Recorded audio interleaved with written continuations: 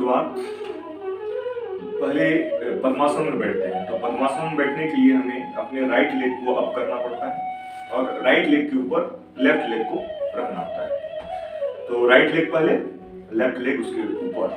तो ये है हमारा पद्मासन। पद्मासन में बैठने के बाद हमें कैसा फील होता है? जब हम पीठ और गर्दन सीधी रखते हैं तो हमारा पूरा बॉडी जो एक मुद्रा में आ जाता है। जब हम मुद्रा विशेष में बैठ जाते हैं तो पहली दोनों उंगलियों को ऐसे चिपका लेते हैं, तीनों उंगलियों को एक साथ रखते हुए ऊपर की तरफ उसका रुख रहता है ऊर्ध्वाधर। तो पहली दोनों उंगली को जब हम आपस में इस तरह से चुटकी को मिला लेते हैं तो यह ध्यान मुद्रा या ज्ञान मुद्रा होता है और इस मुद्रा में बैठकर हम प्राणायाम कर सकते हैं। जो इस मुद्रा में बैठकर प्राणायाम नहीं कर सकें तो उसके लिए सिद्धासन होता है, जिसमें बायां पैर नीचे, दायां पैर उसके ऊर सोता रख सकते हैं आराम से। अगर इस आसन में भी कुछ लोग नहीं बैठ सकें तो सुखासन में बैठ जाए।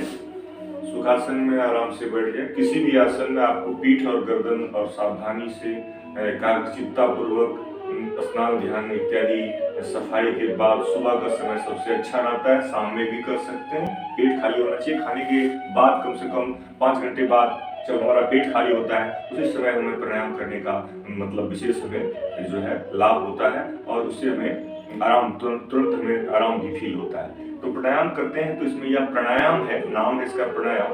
प्राणों का आयाम प्राणायाम कहलाता है, जिसमें प्राण की शक्ति हमारे शरीर की सबसे बड़ी शक्ति है, जो हमें 24 आवर्स में जो भी हम काम करते हैं तो 1 घंटा का आधा घंटा का जो प्राणायाम होता है वो निश्चित रूप से हमारे जीवन के लिए बहुत ही प्रभावी होता है। बीमारियों को दूर करना प्राणायाम के लिए तो बहुत ही छोटा एक फायदा होता है। हमारी बीमारियां सही होती ही है, शरीर तो अंदर से सही होता ही है और सबसे बड़ा प्रभाव मन पर पड़ता है। जो मन से हम दुनिया के अंदर अपनी एक छवि बनाते हैं, अपने व्यवहार से जो छवि बनता है हमारे समाज में और उसी से का हमको मिलता है जो भी हमें रिटर्निंग, जो भी फायदा, तो वह हमारा व्यवहार होता है जो हमें 10 लोगों के बीच में इंसान बनाता है। तो 10 लोगों के बीच में इंसान बनने के लिए हमें निश्चित रूप से अपने व्यवहार को अच्छा बनाने के लिए, अपने चरित्र को अच्छा बनाने के लिए एक अच्छी आदत में हमारा प्राणायाम होता है।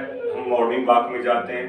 हम सुबह का ब्रह्म मुहूर्त का महत्व बचपन से ही सुनते आए हैं। इसको एक्सपीरियंस करना चाहिए। इसको सुनकर सिर्फ समझकर अंडर एस्टिमेट नहीं करना हमें करना है। हमें इसको लागू करना है अपने जीवन में। इसके लिए हमें थोड़ा सवेरे जगना होगा और सवेरे जगकर उषा पान इत्यादि करने। उषा पान का मतलब है कि सुबह सुबह जो जल हम पीते हैं तो वह उस जल का विशेष महत्व है। जिस तरह शरीर की सफाई पूरे रात भर हमारी बॉडी की टॉक्सिक मटेरियल जो भी होते हैं, निद्रा जो है गहरी नींद जब हमें 5, 6, 7 घंटे की लेते हैं तो उसमें हमें हमारी बॉडी का जो रिलैक्सेशन फील्स होता है। उसी तरह सुबह सुबह अगर हम 2 से 3 गिलास पानी नॉर्मल वाटर पीते हैं तो हमें पूरा दिन उस सुबह का पानी का फायदा समझ में आता है। हमारा पेट अच्छी तरह साफ होता है और प्राणायाम तो खास करके तभी हम कर सकते हैं जब हमारा पेट साफ हो और इसके लिए हमें सुपाच्य भोजन, हरी सब्जी, ताजे फल इत्यादि का सेवन निश्चित रूप से नियमित रूप से अपने भोजन को सुपाच्य रखना चाहिए।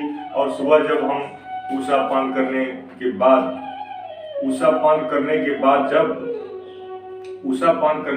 जब हम सुबह प्राणायाम करने के लिए बैठते हैं तो निश्चित रूप से स्नान ध्यान इत्यादि करने के बाद और मन सहज शांत हो जाता है, एकाग्रचित हो जाता है। तो प्राणायाम करने के लिए जैसा मैंने कहा सिद्धासन सबसे अच्छा आसन होता है। इसमें बाएं पैर को नीचे रखें, दाएं पैर को उसके ऊपर रखें और हम देखेंगे कि जो है प्राणायाम का यह जो सिद्धासन है यह बेस्ट रहता है। इसमें पीठ और गर्दन सीधी रखें, पहली दोनों उंगली चुटकी को मिला लें, शेष 3 उंगलियों को आपस में चिपका करके ऊपर की तरफ रुख रखें और आसानी से इसको सहजतापूर्वक जो है अपने दोनों साइड रख लें। इस तरह से हम ध्यान मुद्रा में बैठ करके प्राणायाम की शुरुआत ओंकार मंत्र से करते हैं और ओंकार मंत्र करने के बाद ही मंत्र का जाप करते हैं। मंत्र के जाप करने के बाद प्राणायाम की शुरुआत होती है। तो चलते हैं ओंकार की ओर, जिसमें हम लोग अभी ओंकार की ध्वनि करेंगे। तो देखें कि किस तरह सांस अंदर भरा और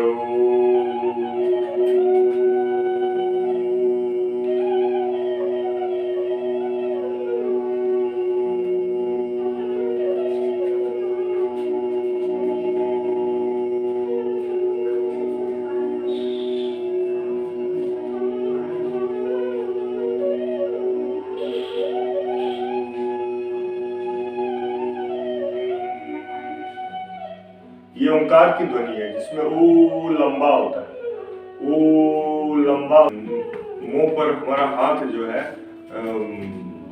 मुंह ओम जब ओंकार करते हैं तो ओ लंबा होता है और मुंह पर हमारा होंठ चिपट जाता है।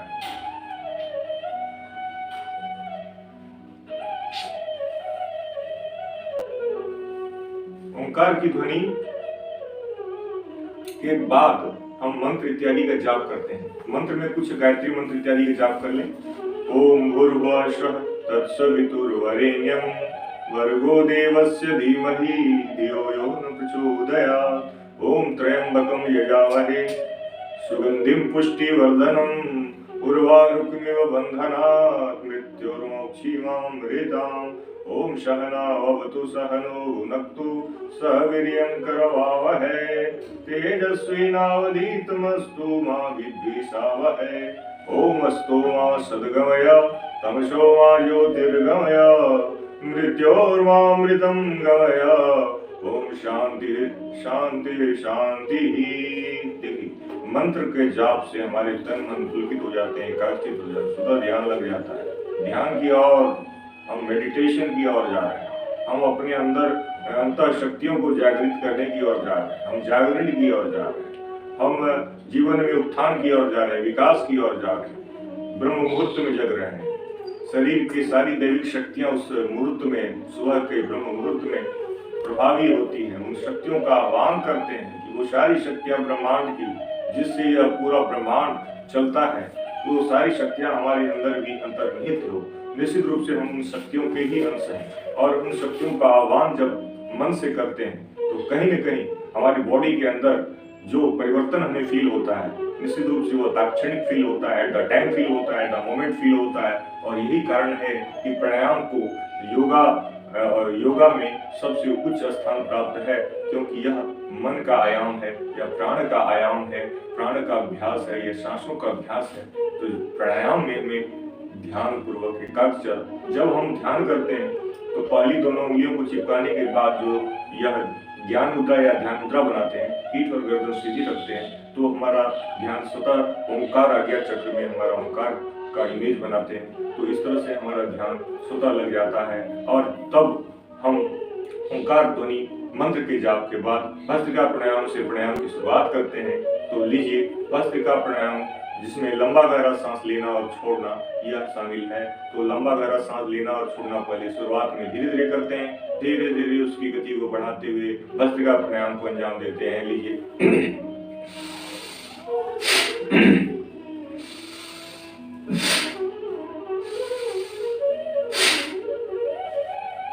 जब हम लंबा गहरा सांस लेते हैं तो उसमें हमारा भस्त्रिका हो जाता है और जब उसको हम छोड़ देते हैं तो उसमें कपालभाति भी हो जाता है। तो हम एक साथ भस्त्रिका और कपालभाति इस तरह हम देखते हैं यहाँ हो जा रहा है।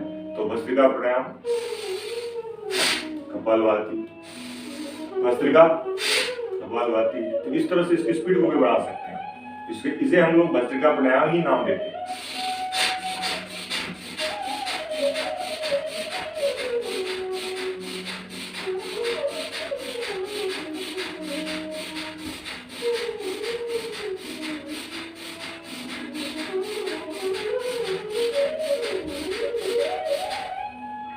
यह है भस्त्रिका।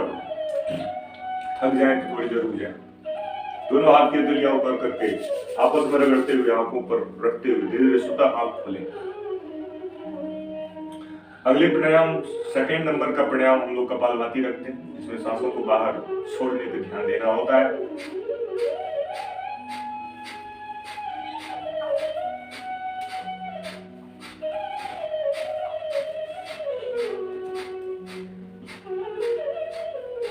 सांसों को बाहर छोड़ते, पेट स्वतः झटके से अंदर जाए। पेट खाली रहेगा तो और अच्छा होगा।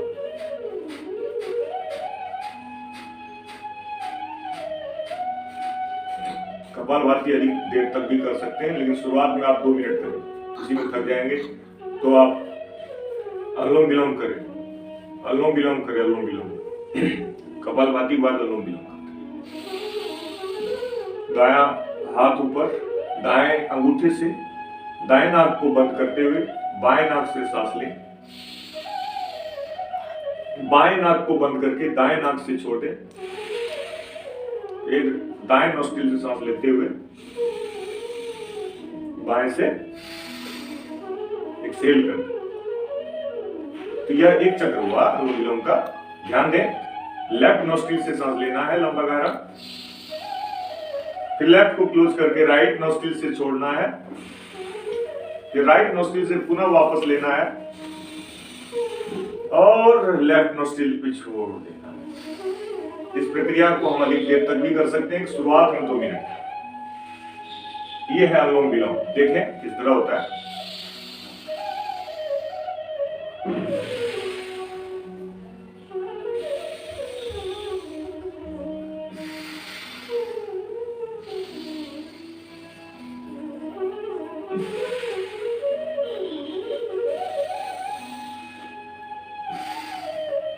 चलिए, भस्त्रिका के बाद कपालभाति था, कपालभाति के बाद अनुलोम विलोम था, अनुलोम विलोम के बाद भ्रामरी।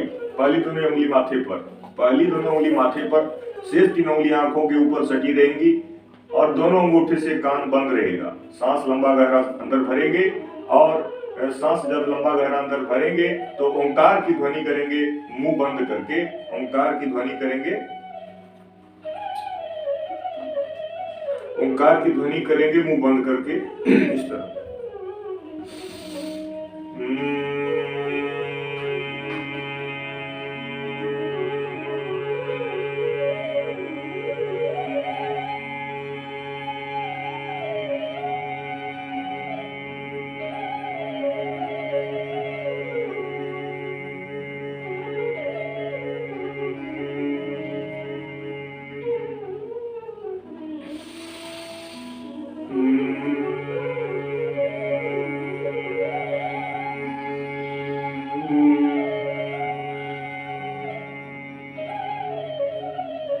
हाथ की उंगलियां ऊपर रगड़ते हुए आपस में आंखों पर रखते हुए ही आंख खोलेंगे, स्वतः आंख खोलेंगे। यह है हमारा भ्रामरी। भ्रामरी में पहली दोनों उंगली माथे पर, शेष 3 उंगली आंखों पर और कान अंगूठे से बंद, सांस अंदर भरेंगे लंबा गहरा और ओंकार की ध्वनि इस तरह से मतलब मुंह बंद करके ध्वनि के साथ भ्रामरी प्राणायाम करेंगे 3 से 5 सात बार जितनी मर्जी। मन के दिमाग की शांति के लिए, एकाग्रचित्ता के लिए सर्वोत्तम यह प्राणायाम होता है। भ्रामरी के बाद 3 बार ओंकार का जाप करेंगे।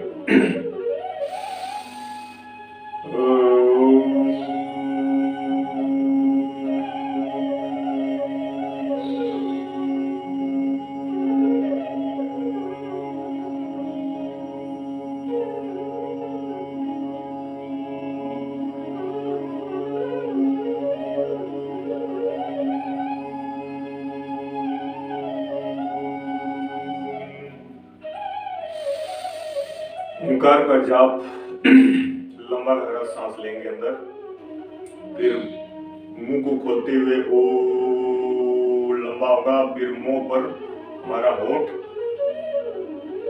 चिपक जाए, ओ लंबा, मुंह पर मुंह बंद हो जाए। ओंकार की ध्वनि करने के बाद अब हम उज्जयी प्राणायाम करवाते हैं। उज्जयी प्राणायाम के लिए हमें गले को टाइट करके सांस अंदर भरने का अभ्यास टुकड़े में पहले करना चाहिए इसका। मतलब गले को टाइट करके सांस अंदर भरना है।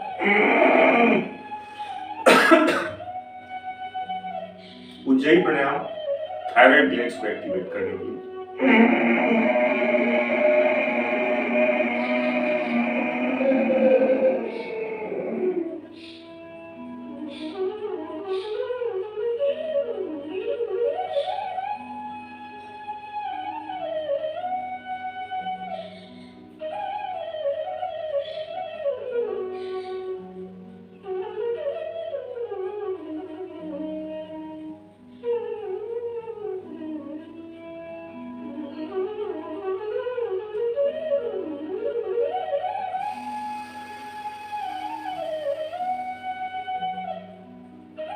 उज्जयी प्राणायाम करने के तरीके: गले को टाइट करना है, सांस अंदर भरना है और उसको होल्ड कर देना, यानी सांस अंदर भर के रोक करके थोड़ी को सीने में चिपकाने की कोशिश करें और थोड़ी देर सांस बांध के फिर दाएं हाथ ऊपर करें, दाएं अंगूठे से दाएं नाक को बंद करके बाएं नाक से सांसों को धीरे धीरे छोड़ दें। ये प्रक्रिया 3 से 5 बार शुरुआत में करें, बाकी और बढ़ा सकते हैं। तो यह है हमारा उज्जयी प्राणायाम।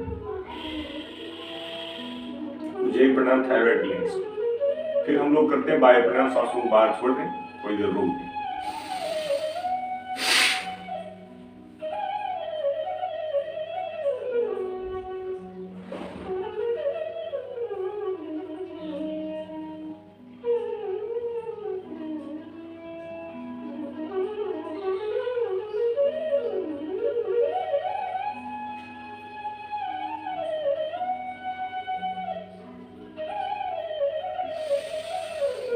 तो देखा आपने, एक लंबा गहरा सांस भरा, फिर सांसों को बाहर छोड़ा, रोक दिया और थोड़ी को सीने में चिपकाया, और फिर सांसों को जब हमने बाहर छोड़ दिया था तो पेट को अंदर दबाते हुए ऊपर की तरफ खींचना है, थोड़ी देर रोक करके सांस लेते हुए ऊपर।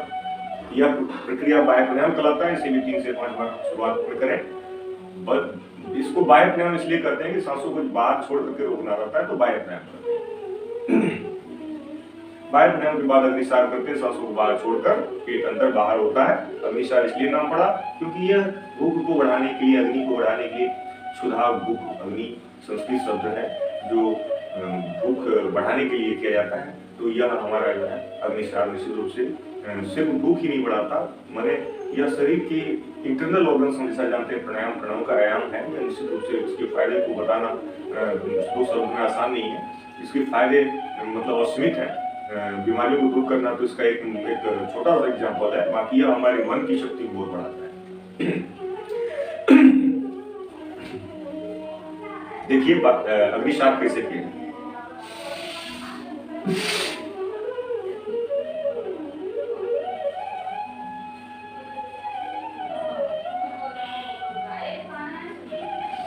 क्या किया हमने, सांस पहले लंबा गहरा सांस भरा, फिर उसको लंबा गहरा सांस छोड़ के पेट को अंदर बाहर, सांसों को बाहर छोड़ के रोक कर फिर पेट को अंदर बाहर कर, इस तरह।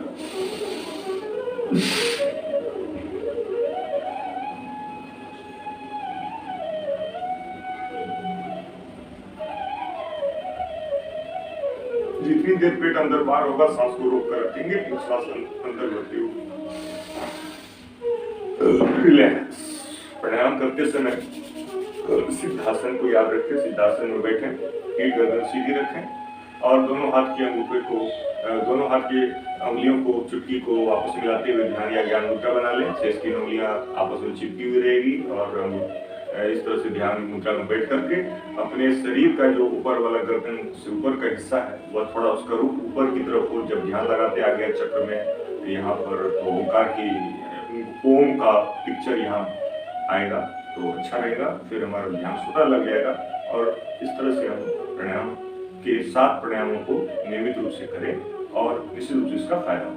प्राणायाम के इन सारे प्रक्रमों को नियमित रूप से करने से हमारे शरीर के अंदर, मन के अंदर अभूतपूर्व जो है हमने जो महसूस नहीं किया आपके जीवन में आज तक, वो हम इसको नियमित रूप से करने से महसूस करते हैं और एक जादू सा होता है जो हमारे शरीर और मन को छू जाता है। हमने नियमित रूप से नियमित जीवन में हम दाएं पैर को पहले रखेंगे और बाएं पैर को उसके ऊपर। तो याद रखें, दाएं पैर पहले, बाएं पैर ऊपर। फिर हम पद्मासन बैठ करके हम हाथ को इस तरह से जमीन पर टिकाते हैं और पूरे शरीर का भार अपने शरीर के इन दोनों हाथों पर हम उठा देते हैं, पूरे शरीर का भार। लंबा गहरा सांस अंदर। जब हमें किसी आसन में लंबी देर तक रहना हो तो हमें लंबे गहरे सांस लेने और छोड़ने चाहिए।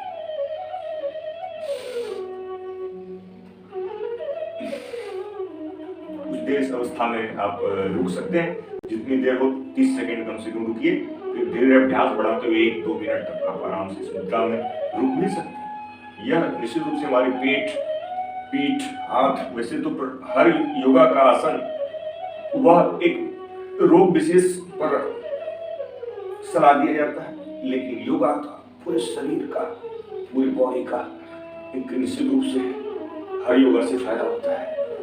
तो यह था योग मुद्रासन का एक आसन।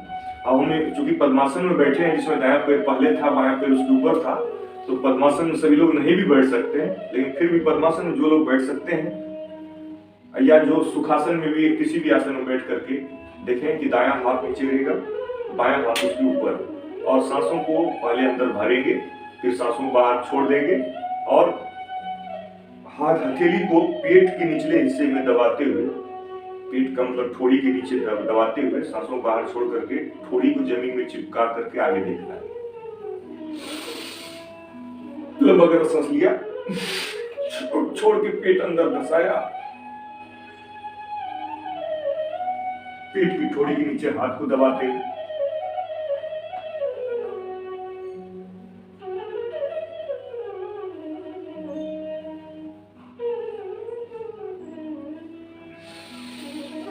कुछ देर इस अवस्था में रुके। 3 बार दाएं तरफ से करें और 3 बार बायां हाथ नीचे रखकर दायां हाथ उसके ऊपर रखकर ये करें। इसमें भी सेम वही प्रोसेस। लंबा गहरा सांस लिया, छोड़ दिया, पेट को अंदर धसा करके पेट की ठोड़ी के नीचे हाथ रखते हुए दबाते हुए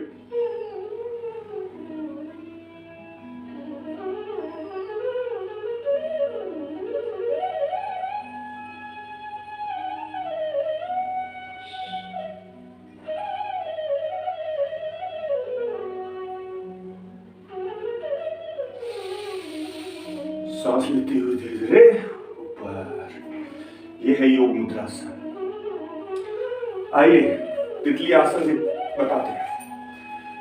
तितली आसन में दोनों पैर को इस तरह चिपका लें और हाथ को इस तरह से उस पर रखकर पीठ गर्दन सीधी थोड़ा रखें और इस तरह से यह तितली आसन बटरफ्लाई आसन का। देखिए बहुत आसान होता है। सूक्ष्म व्यायाम में तितली आसन भी करवा देते हैं। जब कोई बड़े बूढ़े लोग या कोई एजेड लोग मैंने उसको प्राणायाम करना शुरुआत कर ले वो तो, और जो योगा के कुछ पोजेज हैं उस कठिन वाला ना करें, शुरुआत में यही तितली आसन करें, छोटा छोटा आसन सूक्ष्म व्यायाम करें, तो यह तितली आसन था। तो चलिए हम लोग वज्रासन बैठते हैं, जो बैठने का एक सर्वोत्तम आसन माना गया है। इस आसन में हम दोनों घुटने को मोड़ करके बैठते हैं, या दोनों घुटने को मोड़ कर बैठने से हमारी एड़ियां जो है दोनों तरफ साइड में लग जाती है और पैर के दोनों अंगूठे आपस में चिपक जाते हैं। इसमें भी हमें पीठ और गर्दन सीधी रखते हैं, तो ये वज्रासन कहलाता है। यही एकमात्र आसन है जो खाने के तुरंत बाद निश्चित रूप से करने से, खाने के बाद तुरंत इस मुद्रा में बैठ जाएं, चाहे आप टीवी देख रहे हो, चाहे न्यूज देख रहे हो या कुछ भी कर रहे हो, खाने के बाद 10-15 मिनट इस अवस्था में बैठने से निश्चित रूप से आपको तुरंत फायदा समझ में आएगा कि खाना हमारा कितना सहजता पूर्वक इसमें हमारे पेट के अंदर डाइजेशन में हेल्प करेगा। तो यह है वज्रासन। वज्रासन में बैठकर हम पहले दोनों अंगूठा को मोड़े और उसके ऊपर चारों उंगलियों को रखें। पहले अंगूठा को मोड़े, फिर उसके ऊपर चारों उंगलियों को रखें। सांस पहले लॉन्ग डीप ब्रेथ इन करें, फिर लॉन्ग डीप ब्रेथ को छोड़ दें और पेट को अंदर धसा करके अपनी मुट्ठी को पेट की ठोड़ी के नीचे लगाते हुए सांसों को बाहर छोड़ करके थोड़ी देर रोकना है, देखिए, और सामने देखना है।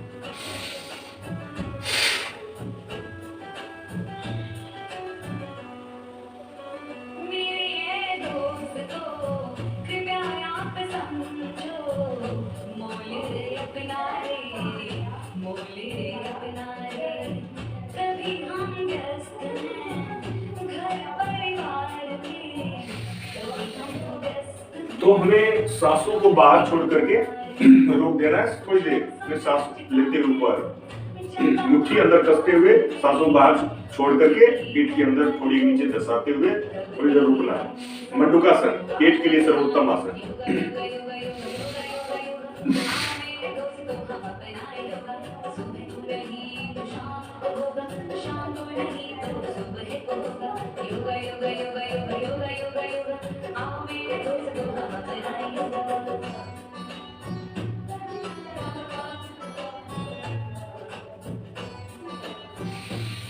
मंडूकासन करते समय हमें फील होता है कि जब हम पेट के अंदर थोड़ी के नीचे जब हम सांसों बाहर छोड़ के धसाते हैं इस तरह और होल्ड कर देते हैं, तो पेट के अंदर मतलब कंट्रैक्शन और रिलैक्सेशन होता है बॉडी का पूरा अंदर से।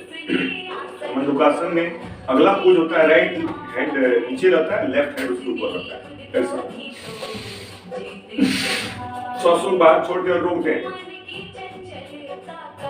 पेट अंदर की तरफ धसा रहेगा, थोड़ी देर इस अवस्था में रुके।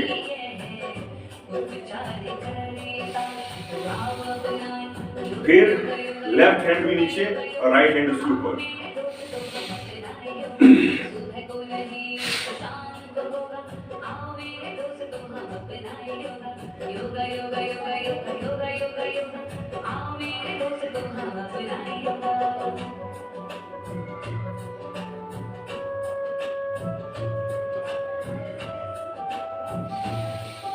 कम से कम 15 सेकेंड 30 सेकेंड या 1 मिनट तो रुके, इससे फायदा होगा। चलिए अगले प्राणायाम की तरफ, अगले योगासन की तरफ चलते हैं, जिसमें दायां पैर आगे रहेगा, बायां पैर इस तरफ उठा रहेगा। तो जो पैर नीचे है वही हाथ को सीने से लगाते हुए, घुटने से क्रॉस करते हुए अपने दाएं पैर के घुटने को पकड़ लीजिए इस तरह साइड से, और जो पैर ऊपर उठा हुआ है वही हाथ पीछे रहेगा और गर्दन भी उधर ही रहेगा, चेहरा भी उधर ही रहेगा। थोड़ी देर इस अवस्था को बनाए रखें, लंबा गहरा सांस नॉर्मल ले भी सकते। तो यह है अर्ध मत्स्येंद्रासन, जिससे हमारी देख रहे हैं कि पूरा पैर घुटना दूसरी तरफ से कर रहे हैं। कोई भी आसन सीधा और उल्टा एक तरफ और दोनों तरफ से किया जाता है। पीछे की ओर देखें, यह है अर्ध मत्स्येंद्रासन। दोस्तों आज इतना ही, फिर अगली वीडियो मिलते हैं। नमस्ते, थैंक यू।